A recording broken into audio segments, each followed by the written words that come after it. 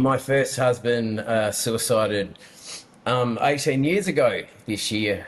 Um, and it was a pretty complicated suicide. We were very involved with alcohol and other drug misuse at the time, and he left a note that complicated things, and there was some legal involvements, and it caused a whole heap more pain than what was necessary, because the suicide itself was really hard, because in that day that I lost my husband, I lost myself as well.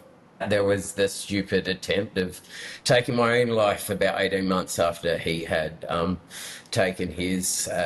One drunken night. I tried to stop the pain, which is something I don't think I would have tried if I wasn't drunk, which is interesting. So even though I'd numbed the pain by drinking, I hadn't stopped the pain. I still wanted to stop the pain. The alcohol and the drugs weren't doing enough. Still gave it a try though, for a good many more years. So yeah, unfortunately. Sean, my first husband, he was a couple of years older than I am. We both grew up as queer kids in rural Australia in the 80s.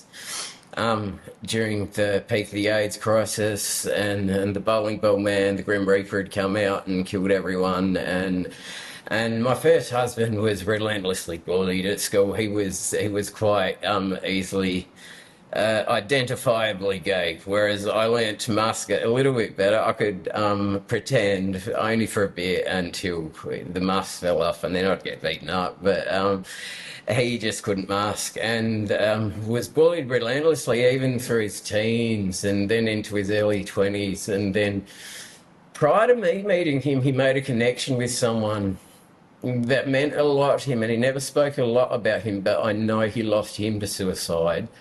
And that played a big part of his darkness, I think, that began to grow even bigger from the pain that he was already living with. He just wanted to live in he wouldn't understand why people weren't kind to him, because he did nothing but be kind to people, and that really hurt Sean, and he couldn't cope with that. He wasn't strong enough to feel that. He wasn't strong enough at the end either to feel anything good. He didn't want to feel anymore, and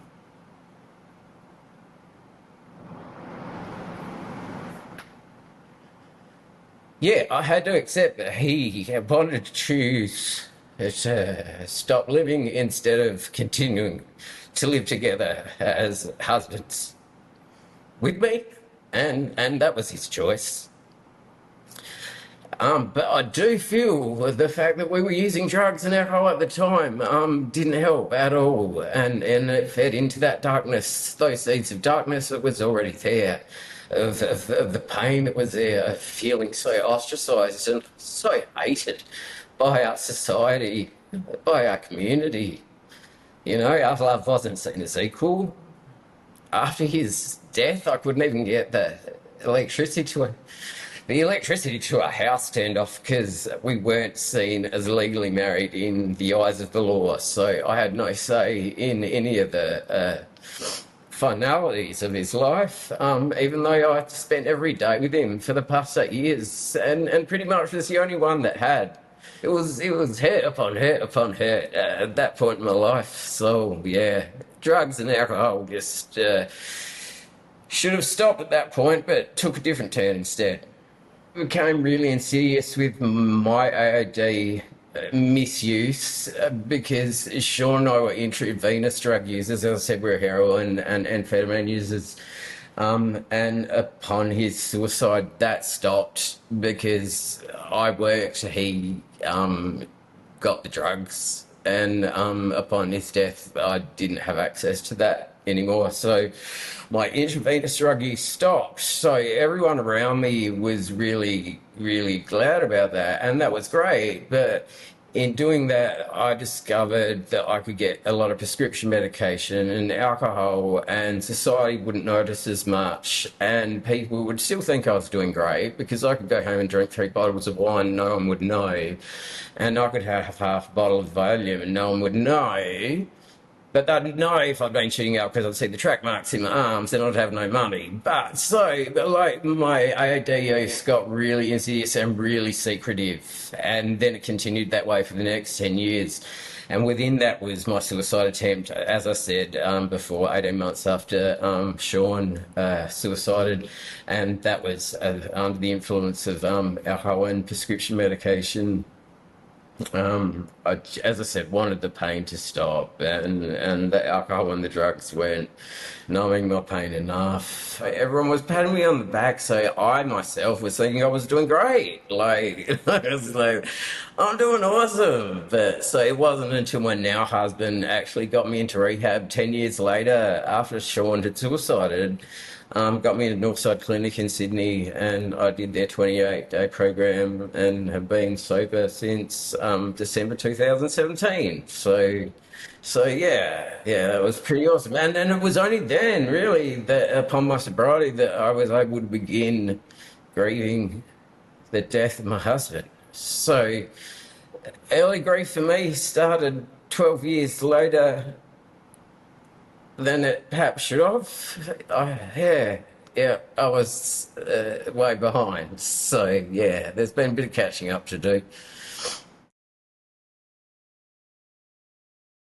Yeah, look, my alcohol and drug use has done nothing but hurt my family. Like, there's never been any maliciousness within my alcohol and drug use towards my family or my small circle of support, my friends, myself, family.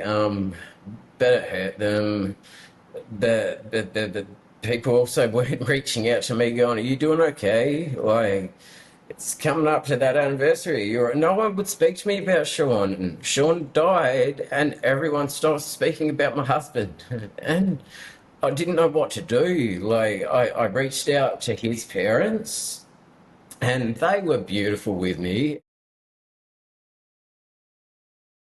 In regards to alcohol, there needs to be warning labels put on bottles in regards to not only it being a carcinogen, but how much it can affect your mental health. Like, it's devastating impacts on your cognitive ability. It will lessen your lifespan. Where's that on a bottle of beer? Where's that on a bottle of wine? I mean, any packet of smokes will tell you get cancer. Like we glorify alcohol. There's still sporting events that are sponsored by alcohol. Like, this, it's just absurd. Like, it's ridiculous. Alcohol is just one of the dirtiest drugs. It is so violent. And I'm sorry, I used to work in family violence, and most of the assaults would happen under the influence of alcohol. I'm not saying, like, I mean, I used to drink alcohol and I'd get happy and dance and hug people and tell them I love them. So any man that would ever tell me that they used to hit people because of the alcohol, I'd call bullshit, because I'd say, no, that's your choice. Like, you're using alcohol as an excuse. That's your behaviour and you're choosing that. So don't blame the alcohol. But at the same time, alcohol does promote violence within our society, and we got to cut the bullshit. Stop thinking it's a good thing to have a couple of beers with your mates every night after work. It's not. It's not healthy. It's not good for this. It's not good for this. Stop it. It's just stupid. Like, it really is. I'm sorry. It's absurd. It's absurd. But they're nothing. Well, obviously, there's a lot of money in it, or someone's making money out of it, because if someone's not making money out of it, someone would be changing it, wouldn't they? Yeah, alcohol's evil. It destroys families. It destroys lives. It nearly destroyed mine, destroyed my husband's, along with drugs. But, like, alcohol's the insidious one, because it's the one that we glorify. It's the one we don't think of as being bad. It's like, I didn't go to ED with, like, throwing up from alcohol and be, like, scorned upon. Yeah, I was taken to ED for a drug-related problem and was referred to as the junkie. But when I was taken to ED for alcohol-related issues, I was treated like a privileged white man until I found out I was gay. Then I got treated differently. It was all right. Like, I had privilege for a little bit, so that was cool. Yay, yeah.